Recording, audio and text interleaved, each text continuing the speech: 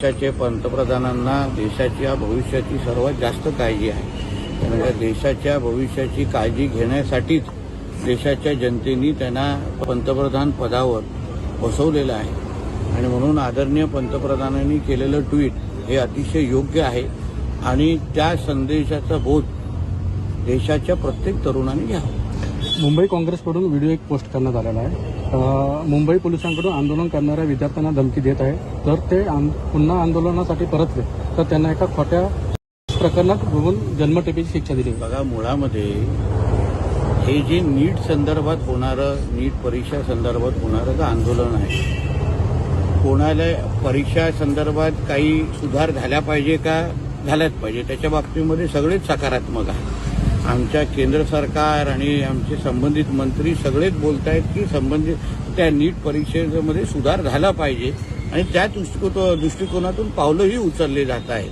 त्याचमुळे काही काली नीटची परीक्षेचा निकाल लागला, जवळपास 11 लाख विद्यार्थी त्याच्यामध्ये पास झालेला आहे। पण मुद्दा असा आहे की एका बाजूला नीटचा मुद्दा असताना मग जे आंदोलनकर्ते आहे ते सरतनसेजुदाचे नारे का देत आहेत, देशविरोधी नारे का देत आहेत, सीता का पती असा उल्लेख करून हिंदू धर्माचा बदनामी का करतायत। मग सीता का पतीचा उल्लेख झाला तर मग आयशाचा पण पतीचा उल्लेख करा एवढी हिंमत असेल तर। आमच्या सैन्यावर आरोप कशाला करतायत, सैन्याला शिव्या कशाला देत आहेत, आमच्या पोलीस दलांवर हात कशाला घालतायत। हे सगळं करणारे विद्यार्थी कधीच असू शकत नाहीत। आमच्या देशाचा तरुण हा आमच्या हिंदू राष्ट्राला वर विश्वास ठेवणारा तरुण आहे आणि म्हणून हे जे काही ज्या शक्ती आहेत ज्या आम्हाला हिंदू राष्ट्राच्या विरोधी आहेत त्या सगळ्या ह्या आंदोलनाची बदनामी करायची, देशाच्या तरुणांची बदनामी करायची, आमच्या केंद्र सरकारचे एवढा त्यांचा एक कलमी कार्यक्रम आहे।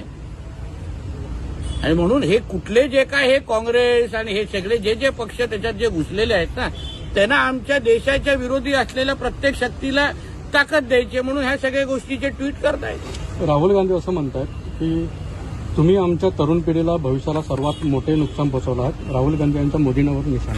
अहो, राहुल गांधीच्या तोंडी देशहिताच्या आणि अशा पद्धतीच्या तरुणांच्या हिताच्या कुठल्याही गोष्टी त्यांना बिलकुल सूट करत नाही।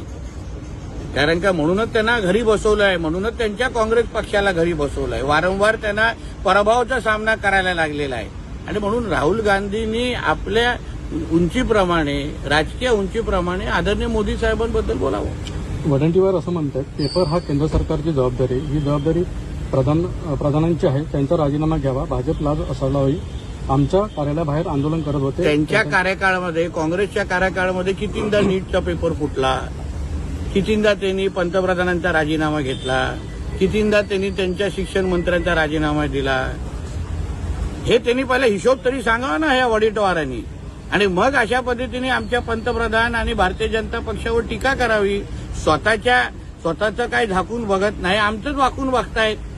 पहिलं तुम्ही तुमच्या कार्यकाळामध्ये असंख्य वेळी जे नीटचे पेपर फुटले तर तुम्ही तेव्हा कारवाई करायची हिंमत दाखवली नाही। आम्ही तरी किमान सुधार करण्याची मानसिकता ठेवतोय। अण्णा हजारेंचं मौन आंदोलन सुरू आहे। नाही, शेवटी प्रत्येकाला लोकशाहीमध्ये आंदोलन करण्याचा अधिकार आहे, प्रत्येकाला आहे।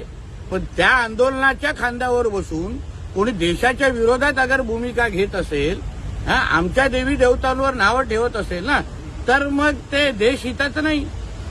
जरांगे पाटील असं म्हणतात जर विद्यार्थ्यांना पुन्हा मारले तर सरकारला राज्यात फिरू देणार नाही।